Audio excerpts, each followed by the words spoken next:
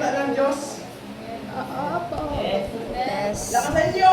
Kasi hindi ko narinig. Yes! Nakain po kasi. So, dahil marami tayong problema sa buhay at alam ko ang inyong mga nararanasan, pag-aaralan natin to. Medyo related to sa ating lahat. May tatanong muna ako sa inyo, bago yun. Tama? Sino may problema sa ating lahat dito? Hindi problema sa pag-iisip, problema sa buhay. Tumaas kayo ng kamay, sino may mga problema dito? Si Pastor, dito Hindi ba? masaya may problema. Ako din. Siyempre, lahat tayo, mga tao. Mga tao. At yung mga tao ay nagkakaproblema. Tama? Minsan sa buhay, may mga nafe-face or namumukaan tayong sitwasyon na problema. At alam nyo ang nag-lead sa problema? Depresyon, tama? Pag sobrang lala na ng problema nyo, depression, tama? At alam nyo ang mag-lead sa depression? Alam nyo yung probability doon? Ay suicide. Kasi alam nyo, sabi ng mga kaibigan ko, na? Magkatiwala niya. Oo, dito sa tatlo na to. Sige, isa sa mga tao dito. Nagsabi sa akin, na ang suicide ang susi sa lahat. Sabi ng mga depressed. Alam niyo ba, nanggigil ako doon eh. Nanggigil ako. Kasi alam niyo bakit? Kasi ang suicide ay... Baliktad. Paano? Baliktad. Sa baba yung galing mo. Sabi na. Nag-off kasi? Ayun. Kasi ang suicide daw ay susi sa totoo. Ay, ang susi sa lahat. Nanggigil ka na pala. Oo, nanggigigil ako. Kasi kung mag-suicide kayo, meaning, ang kapalit nun, yung buhay niyo, tama? Opo. Meaning, pag nag-suicide kayo, mamamatay kayo. Suicide ka eh. Basta yun. Yun ang pagkakaintindi ko sa suicide. Pero bago yun, may topic mo lang sa inyo. Ang pangalan, ay, Baliktad. bakit? Alam, Ang topic sagutin niyo to. For 5 pesos. Wow. Pastor. Tayo na lang mo. Gayang-gaya. Yan, ang tanong mo. Bakit nagsusuicide ang mga tao? Ay, bakit nagsusuicide ang mga karamihan dito? Tumaas kayo ng kamay kasi yan, sabi ko. Dahil sa mga problema na pinagandaan. Maliban doon. Ay, oo nga, sabi ko nga, tama. Hindi kasi, may isa pang reason doon. Alam niyo kung ano? Ano yung lima? Ano yung lima? Wala silang tiwala sa Diyos. Yan, tama. Diba? Kaya ang topic natin ngayon ay, Yan, pinanay. Hindi na pindot. ang pangalan ng title natin, ang pangalan ng title natin ay, Trust, even, and You you won't understand. naiintindihan, trust the process. Ayan. Sige, tama na. Bago yun, Okay. Maniwala ka kahit di mo minsan di ba, intindihan. kung may problema tayo, Hindi naman sa hindi. ano ang ginagawa natin? Sinusolusyonan. Hindi, tinatanong muna. Tinatanong muna natin sa sarili natin. Alam niyo yung mga tanong natin? Bakit? Kagaya na sinabi ni Ate Dayan, di ba? Nagka-problema si Ate Dayan.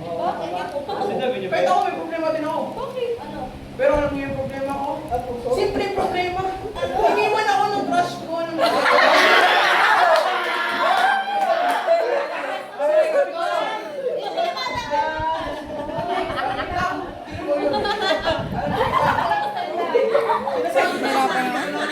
Sinasabi ko sa sarili ko, bakit? Lord, bakit ganun, Lord? Iniwan ako ng crush ko. Gusto ko naman siya. Bakit ganun? Ang probability ba ng aming puso ay low chance lang ba? Diba? Joke lang, sorry. Pero, despite all of that, may mga katanungan tayo kay Lord na Hindi ko ba alam. Basta, tanong yun. Basta may tanong. Unang tanong.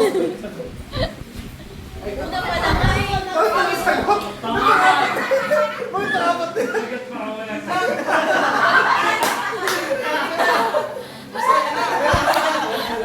Yan na. Una, Lord, Lord, bakit ganito? Di ba? Nagtatanong tayo niyan kung bakit may mga problema tayo. Bakit ganun? Bakit ganyan? Pangalawa, bakit ang hirap? Kasi mahirap ang problema natin. Diba? Ang pangatlo, bakit parang wala ka? Napapatanong natin to kasi parang mas lumalala ang problema natin. Parang wala si Lord sa tabi natin. Ganon ang mga natatanong natin minsan. Hindi ko alam kung minsan, pero at pang-apat, bakit walang sagot? Hindi ko alam yan kung bakit nilagay ko yung pero bago yan, Next na! oh. ang suicide ay sabi ko, ang problema. Anong suicide ay asin?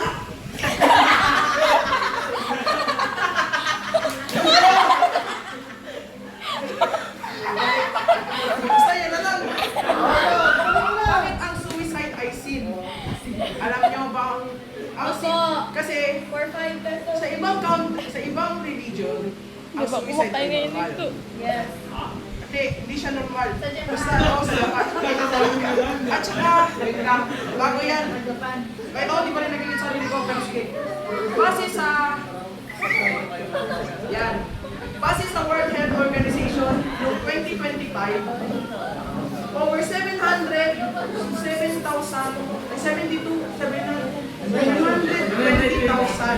na tao ang namamatay dahil sa suicide. At alam nyo ang dahilan ng suicide? Problema. Pero, Ano tayo yan? 72 ano? 720,000 Per year. Oh, sa buong mundo yon. As of 2025. Di ba? At karamihan doon dito sa Santa Monica. Kasi may mga organization. Kasi dito sa atin, noong 2025, may mga organization sila na mga secret GC. Alam niyo kung bakit? Kasi kasali ako doon dati. Seryoso yun. Alam niyo ba, nagpupunwari ako, gusto ko. Nakalista sila doon. May date fix sila. Joke lang. Okay. Sige na, joke lang. Anyways, babalik tayo dito. Bakit ang suicide ay sin? Bakit kasalanan ba ang suicide? Una, base sa Exodus 20 verse 13. Sino nakakaalam nun? Wait lang. Alam niyo kung saan yun? Saan yung Bible po guys? iPhone. Tama. Ang sabi dito, Exodus 20 verse 13, you shall not murder. Nakabase daw yun sa Testament ba yun? 10 Commandments. 5 Bawal daw. pumatay. Ano daw yung 5? Hoy, yung piso daw din. Hinahanap niya. Hindi ito naman. Ano naman piso? Basta, ayun. Tuwing pinakapin ako dito. Alam niyo ba, kasi, ang iniisip lang natin, pag pumatay tayo ng ibang tao, alam niyo ba kung ano yung include doon? Ang sarili natin. Kasi, pinapatay din natin ang sarili natin. At yun ay kasalanan. Galing! Malakpakan yan! Pero hindi lang isang rason. Marami pang rason, pero hindi ko na dinamdam. Kasi, pangalawa, in the 1 Corinthians of 16 to 19 verse 19. Nagsasaad dito, pakibasa. Do you know that your bodies are temple of the Sabay-sabay. Holy Spirit? Sabay-sabay, ayoko na nga.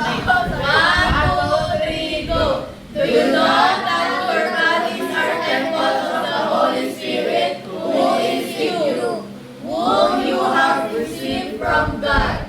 You are not your own. You were bought at a price. Therefore, honor God before your bodies.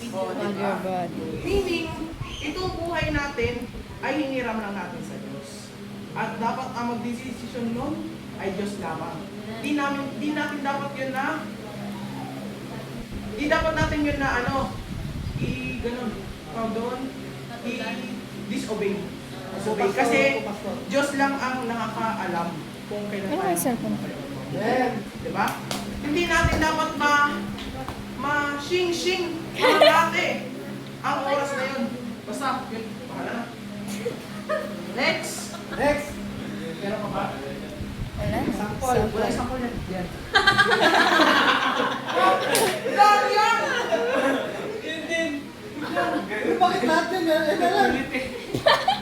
Tapos na pala. Balik na rin na. Wait lang. Wait lang. Tapos na pala. Pero, despite all of that, kailangan natin na maniwala sa Diyos. Tama! Amen. Kasi sabi sa Jeremiah 29 verse 11, For I I know know the the plans plans I have for you. Plans to prosper you and not to harm you. Plans to give you hope and a future. Da, nakita niyo yun? May plan si Lord sa Hindi atin. namin nakita, nabasa namin. Tama, diba? Lahat ng problema natin ay problema lang. Hindi siya problems. Pero, may plano si Lord yun, meaning, pagsubok lang yun. Tama. Kasi, may plano si Lord sa atin. Tama, tama. Let's go. Amen. Pagsubok lang yun. At saka, alam niyo yung kapalit nun, pag naano natin yung problems na yun, Price. maaayos natin ang problema. Okay. Joke lang. Sige na, next na. Yun na. Ito. Pakipasa na nun. Ayun yung papasahin. Matthew 8:11 verse 8. Huh? Ulit lang ulit. Matthew 11 verse 8. If not what you do, if not what you go out to see, a man dressed in fine clothes. No, those who wear fine clothes are in kings' places. Alas. Dapat yan yung inunod ako. Pero, hindi. Kasi ako ang may decision. Ano? Wala. Hindi. Ako ang may decision na sa paggawa ng PowerPoint. Tapos, Diba? Wala. Yung flex ko na. Pero, hindi. Ang ano ko talaga doon, ang goal ko doon is, at nakasabi dito, halimbawa, may problema tayo. Tapos, siyempre Christian tayo. Alam niyo yung dapat natin gagawin? I-surrender natin lahat sa Diyos! Tama! I-surrender natin lahat yun. Alam niyo ba kung paano i-surrender? Nilakan? Pindot it. Oo, yun. Kapray. Tapos, i-surrender natin basta. Ano yun? Ulitin naman ito. I-surrender natin lahat sa Diyos kasi ang Diyos lang ang makakano sa atin. Tama? Amen. Next. Hindi ko na talaga sasabi ko, pero sabi ko. Yan. Pakibasa na lang. Proverbs 3 verse 5 to 6. Pakibasa. Trust in the Lord with all your heart and lean not on your own understanding. In your own way, submit to Him and He will make your paths straight. Simple words. Trust before you understand. Diba? Kasi, halimbawa, imagine ninyo. Kasi, sino ba kumakain dito sa atin? Oh, tama. Sino ba? Pag halimbawa, pupunta tayo lahat sa mga inasal. Ano yung gagawin natin? Magtatrabaho. Kasi para magkaroon ng pera. Hindi, bakit hindi? Kasi, halimbawa, sila magluluto, ganon. Bakit pag tayo ang ma-explain na maayos. Pag magpunta tayo sa mga restaurant, pag nakasunod ang pagkain, kinakain natin agad, di ba? Hindi tayo naging hinala kung may poison ba yun. Or may mga hindi maganda sa atin. Da? Pero, meaning, may tiwala tayo sa nagluluto. Tama? May tiwala tayo. Pero, matay na naman. Pero, may iba na, pero, ang Diyos, mismo ang Diyos, hindi natin mapaniwalaan. Ganun na ba? Tama ba yung script na yan? Script ang sulit.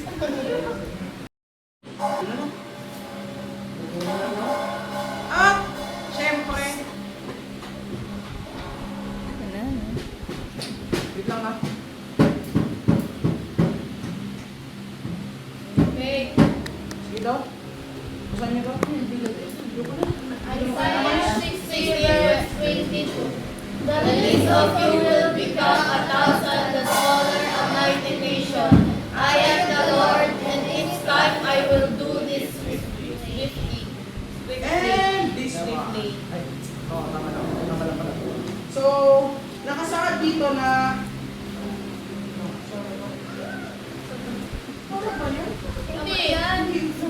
ang nakasabi dyan kasi, ang dapat dyan, when the time is right, God will make it happen. Mean, Isaiah 23 ata?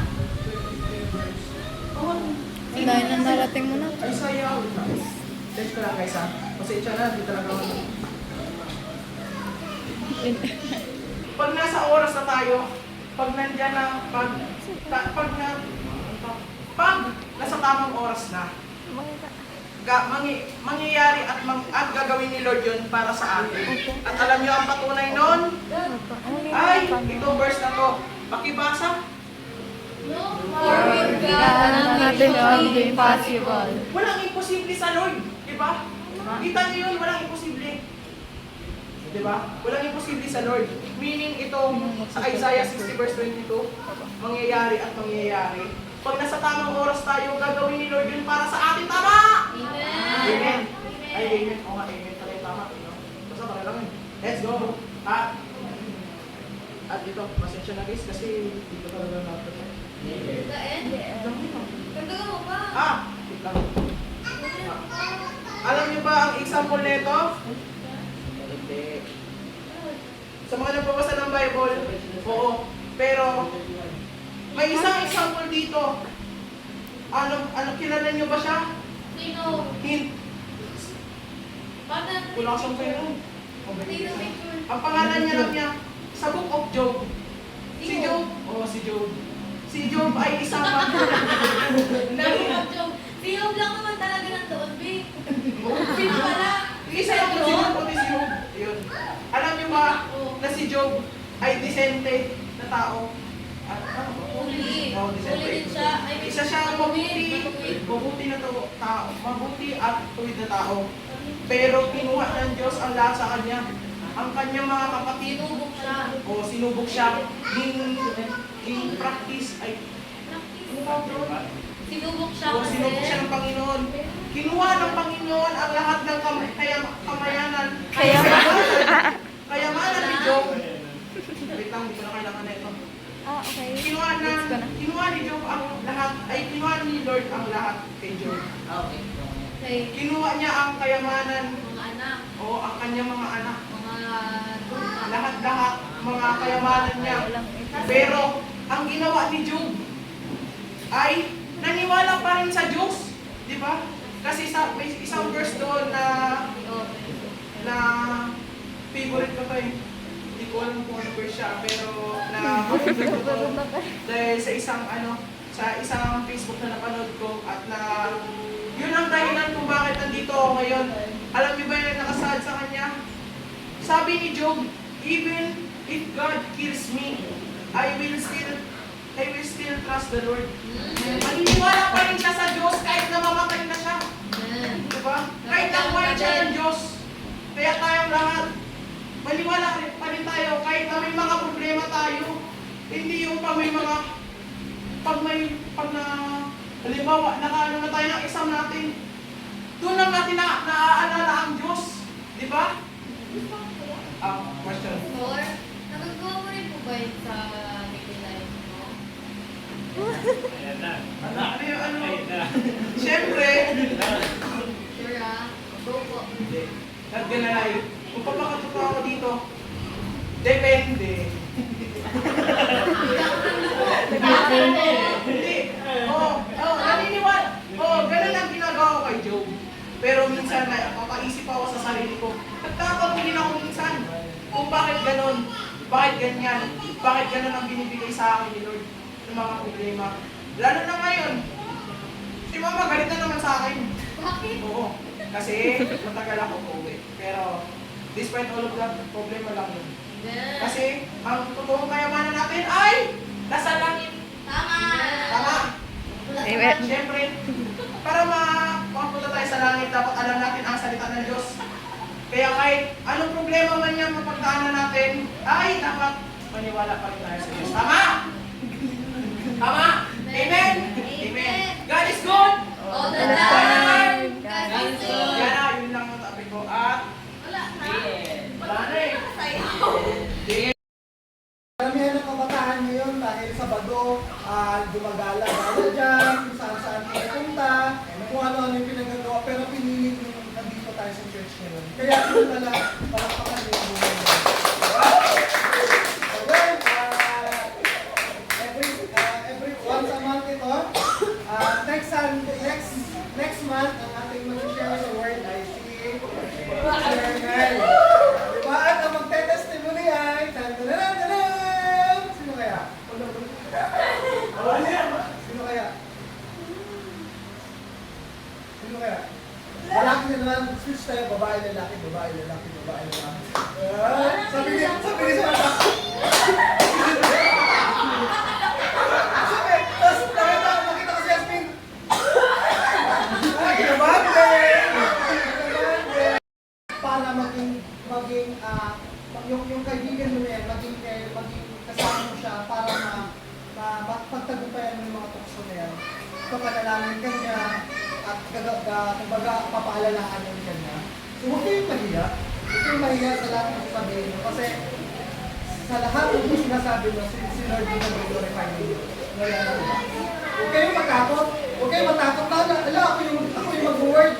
Ala, ako yung sa testimony. Huwag kayong matakot. Kasi gagawin niyo yun para sa Lord. Kaya masaya ako na itong araw na to, itong unang group natin ay talagang alam natin na may purpose or may kabuluhan yung ginagawa natin. Talagang thank you din kay Diba sa purmahan niya. Yay! Thank you kasi siya. So yan, next month, Herbal sa word and sinword sa testimony. So yun lang, and isang bagay pa, no? So kapag nag-usap kami ni Pastora, na magkaroon tayo ng baptism sa May 26. So, sino na ba yung baptism sa inyo? Saan, sir? Anong baptism? Bautism! Hindi, sir. May ibang baptism, sir. So, para may context na kayo. So, sa May 26 yung date natin. Kumbaga, doon yung baptism natin. Kaya, simula ngayong gabi, pag-isipan na natin kung talaga nandun yung date natin. Mag-tuloy-tuloy pa kay Lord sa mga ng buhay kay Lord. So, yun lang, and see you bukas kasi Sunday bukas. So, again, first Saturday ng month yung ating youth fellowship. So, manalangin tayo. Bilang Panginoon, marami pong salamat sa buhay ng mga kabataan ko. Salamat, Panginoon, dahil nasimulan namin ang activities na po, Panginoon, na magkaroon kami ng youth fellowship, Panginoon, na Lord. Thank you, Lord, Panginoon, dahil may mga batang willing umattend, willing mag-commit, Panginoon, at the same time, Panginoon, na yung puso't isip nila, Panginoon, ay naka-incline na sa iyo, Panginoon. Lord, salamat sa buhay ni Dayan, Panginoon, Lord God, na nagkaroon siya ng lakas ng loob, bahagi sa amin, Panginoon, yung mga naranasan niya, Panginoon. Na Lord, salamat, Panginoon, dahil sa courage na yun, Panginoon, ngayon ay nakaramdam mo siya, Panginoon, Lord God, na kagaanan sa puso niya, Panginoon, Lord God. Salamat, Panginoon, Lord God, na natanggal sa heart niya yung mga pagsisisi, pagdidiri niya sa sarili niya, yung mga sama ng loob niya, yung mga galit niya, Panginoon. At napalitan, Panginoon, Lord God, ng peace and joy, Panginoon, Lord God. At ngayon, Panginoon, nakikita namin, Panginoon, Lord God, yung willingness niya sumunod sa iyo, Panginoon. Maraming salamat sa buhay niya na talagang testimony, Panginoon, Lord God, na kahit anong mangyari sa buhay namin, patuloy kami maniwala at manampalataya sa iyo, Panginoon. Salamat din kay Dave, Panginoon, Lord God, sa pag-share ng iyong word, Panginoon, Lord God. Salamat sa knowledge and wisdom, Panginoon, na binigay mo sa kanila. Na naging encouragement sa iba pa, Panginoon, na kaya rin nila mag-share ng word, Panginoon, kapag sila tayo nakatoka. Panginoon, pagpalain po ang mga kabataan ito, Panginoon, Lord God, na pag-uwi nila sa kanilang mga bahay, maaaring susubukin kagad ng kanilang natutunan, ng kanilang joy, maaaring pagalitan sila ng kanilang magkulang, kung sino man na hindi kami sila. But Lord, tulungan niyo po sila, Panginoon, na maging masaya ang kanilang puso, willing silang sumunod sa kanilang mga magulang, willing silang makinig, Panginoon, Lord God. Pagpalain niyo po ang kanilang mga magulang, pag-uwi nila, Panginoon, Lord God, na may payapa ang kanilang puso, kanilang bibig, at kanilang kaisipan, at magtiwala sa anak nila, Panginoon, na galing ng church, Panginoon, Lord God. Lord, pagpalain niyo po mga kabataan ito na patuloy na mag-iiyaw kasi sa kanilang pagkakaral, sa kanilang pamilya, patuloy mo i-provide ang kanilang mga pangangailangan. Salamat, Panginoon, sa buhay ng bawat isa. Salamat, Panginoon, dahil alam namin na may magandang ang plano sa buhay ng mga kabataan ko.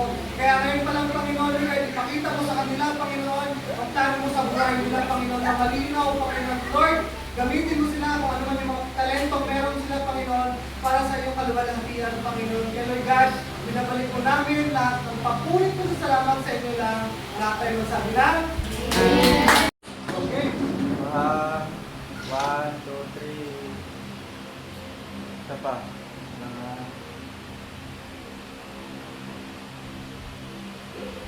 One, two, three. Dave, tumiruan sa balota.